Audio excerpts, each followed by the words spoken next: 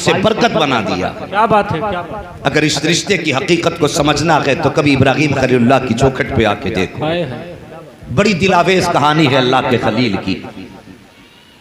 بڑی دعاؤں سے مانگتے رہے، 70 سال کی عمر میں اللہ نے بیٹا دیا، اور پھر بیٹا بھی کوئی عام بیٹا نہ تھا، بیٹا بھی ایسا تھا جس کے چہرے میں چاند کے جلوے نظر آتے تھے۔ بے شک بے شک، اتنا حسین بیٹا اللہ نے حضرت اسماعیل ذبیح اللہ، حضرت ابراہیم خلیل اللہ کو دعاؤں سے مانگنے کے بعد دیا۔ اور یار اللہ کی محبت میں قربانیاں دینا پڑتی ہیں۔ میں نے کہا تھا، فرمایا گیا کیا تم یہ سمجھتے ہو کہ تم ایسی جنت میں داخل کر دیے جاؤ گے اور تمہیں کسی امتحان سے گزرنا نہ پڑے؟ اگر کلمہ پڑھ لیا گئے تو پھر مصیبت کا ساتھ نہیں چھوٹے گا، یہ یاد رہے۔ اگر کلمہ پڑھ چکے ہو تو پھر آفتوں سے چھٹکارا نہیں، تمہیں امتحان ضرور دینا ہے۔ کبھی دولت کے ذریعے امتحان لیا جائے گا، کبھی اولاد کے ذریعے امتحان لیا جائے گا، کبھی تجھے فاقہ رکھ کے امتحان لیا جائے گا، کبھی تیرے ہونٹوں پہ پیاس رکھ کے امتحان لیا جائے گا۔ مسلمان، تجھے امتحان میں کامیاب ہونا ہے۔ جب بھی مصیبتیں آئیں اللہ کا شکر ادا کیا کرو، کسی سے آہ و ویلا نہ کیا کرو، اور سوچو تیرا میرا بیٹا کیا حیثیت رکھتا ہے۔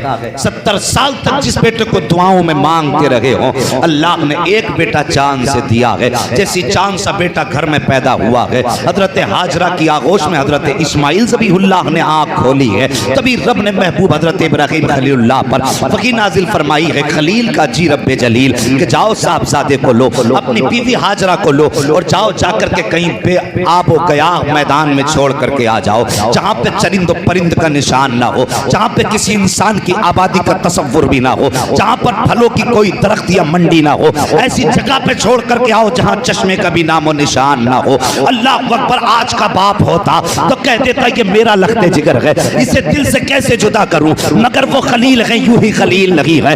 رب نے کہہ دیا کہ بیٹے کو چھوڑ کے آنا ہے، اور ایسی جگہ چھوڑنا ہے جہاں پانی کا پتہ نہ ہو، جہاں انسان کا پتہ نہ ہو، جہاں پر درخت کے سائے تک نہ ہو، اس جگہ پہ اپنے بیٹے کو چھوڑ کر کے آنا ہے۔ اللہ اکبر، حضرت خلیل نے شہزادے کو، اپنی بیوی کو سواری پہ سوار کیا ہے اور لے کر کے آئے ہیں اس جگہ پہ جہاں آج کعبہ موجود ہے۔ اس جگہ پر لا کر کے جب بچوں کو اتارا ہے، تھوڑی سی کھجوریں ہیں، تھوڑا سا پانی ہے، بیوی کو بھی وہیں چھوڑا ہے، بچے کو بھی اتار دیا ہے، اور اس کے بعد چھوڑ کر کے نہ کوئی خیریت کی بات کی ہے، نہ کوئی آنے کی بات کی ہے۔ اللہ اکبر، چھوڑ کر کے چلنے لگے ہیں۔ کیا کوئی مذاق بات تھی کہ جس بیٹے کو 70 سال مانگتے رہے ہو اس کو اچانک چھوڑ کے جانا پڑ جائے، اور وہ بھی ایسی جگہ پر جہاں پہ کوئی پرسان حال نہ ہو؟ کتنا عظیم منظر تھا یہ۔ اللہ اکبر، حاملین عرش تڑپ گئے تھے جب ایک باپ بیٹے کو ایسے میدان میں چھوڑ کے جا رہا ہے جہاں پر چند کھجوروں کے سوا کوئی چارہ نہیں ہے، جہاں پہ چند گھونٹ پانی کے علاوہ پانی کا انتظام نہیں ہے۔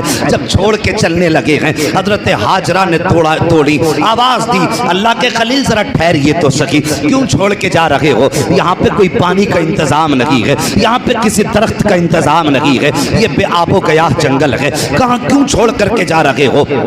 کس کے سہارے چھوڑ کر کے جا رہے ہو؟ آپ نے اتنی بات کہی، اللہ کے خلیل نے کوئی جواب نہ دیا، پھر دوڑ کر کے حضرت ابراہیم کا دامن پکڑا، اور پکڑنے کے بعد کہا تھا، میرے سردار ذرا یہ تو بتاتے جاؤ، یہاں چھوڑ کے کیوں جا رہے ہو؟ اپنی مرضی سے چھوڑ کے جا رہے ہو یا رب کے کہنے پہ چھوڑ کے جا رہے ہو؟ جیسی اتنی بات کہی تھی، اللہ کے خلیل نے اپنی بیوی کی طرف دیکھا، اور دیکھنے کے بعد کہا تھا، میری شریک حیات کوئی ایسی مثال دیکھی ہو تو بتاؤ، اگر کسی کو